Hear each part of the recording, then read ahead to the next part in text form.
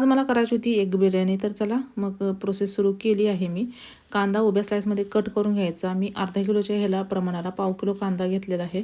सगळा मोकळा करून घेतला. हाय फ्लेमवर तेल गरम करायला ठेवलं होतं आणि त्याच्यामध्ये कांदा जो आहे तर तो फ्राय करून घेतला. थोडासा पांढरा असतानाच काढलेला आहे, कारण जी त्याची कुकिंग प्रोसेस जी आहे ना ती चालू असते. आपण काढल्यानंतरसुद्धा ते थोडंसं ब्राऊन होतं, मग त्यामुळे मी आधीच काढलं. आणि अंडी सोलून घेतली अशा पद्धतीने आणि कट्स लावून घेतले. कट्स लावल्यामुळे ना सगळा मसाला जो आहे तो आतपर्यंत जातो. त्याच कढईमध्ये मी थोडंसं तेल ठेवलं, त्याच्यामध्ये धनेजिरे पूड आणि गरम मसाला आणि हे घातलं काश्मीरी मिरची पूड, हळद. छान अशी अंडी परतून घेतली गोल्डन ब्राऊन होईपर्यंत. नंतरनं थोडीशी कोथिंबीर भुरभुरली आणि आता थंड झाल्यावर ना अंड्याचे 2 भाग केलेत बघा अशा पद्धतीने. आणि त्याच कढईमध्ये थोडासा मसाला शिल्लक राहिलेला असतो ना, त्याच्यावर अशी पालती अंडी घालून थोडंसं गरम करायचं आहे आणि तो जो भाग आहे ना तो भाजला जाईल.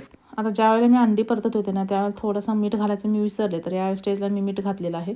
तर दुसऱ्या भांड्यामध्ये मी ग्रेव्ही करायला घेतलेली आहे. त्याच्यामध्ये थोडंसं तेल घातलं, जे की आपण कांदा तळलेलं तेल असतं तर शक्यतो तेच वापरायचं.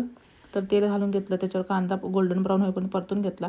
त्याच्यावर 2 टोमॅटोची प्युरी केली, ती परतून घेतली आणि सोबतच 2 हिरव्या मिरच्या स्लिट करून घेतलेल्या, म्हणजे मधून कट केलेल्या. आणि 2 चमचे आलं लसणाची पेस्ट घालून घ्यायची आहे.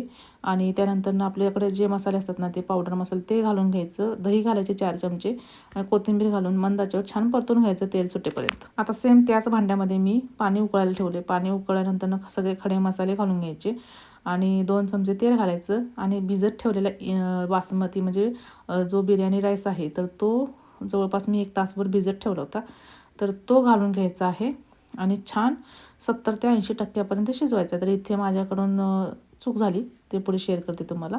आणि आता चवीनुसार मीठ घालून घ्यायचं आणि मस्त उकळी काढून घ्यायची. तर बघू शकता भांडं लहान झालं आणि भात जो आहे तो मुरला, म्हणजे पाणी खूप पिलं त्याने. आणि माझ्याकडे ना चाळण पण नव्हती, जो की पाणी निथळ असतं.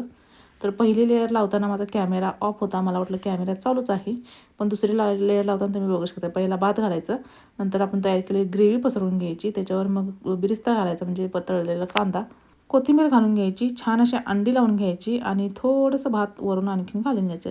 अशा पद्धतीने लेअर लावून घेतलं. याच्यावर आणि पुन्हा बिरिस्ता, कोथिंबीर, 2 चमचे तूप आणि गरम मसाला घालून झाकून ठेवायचं आहे.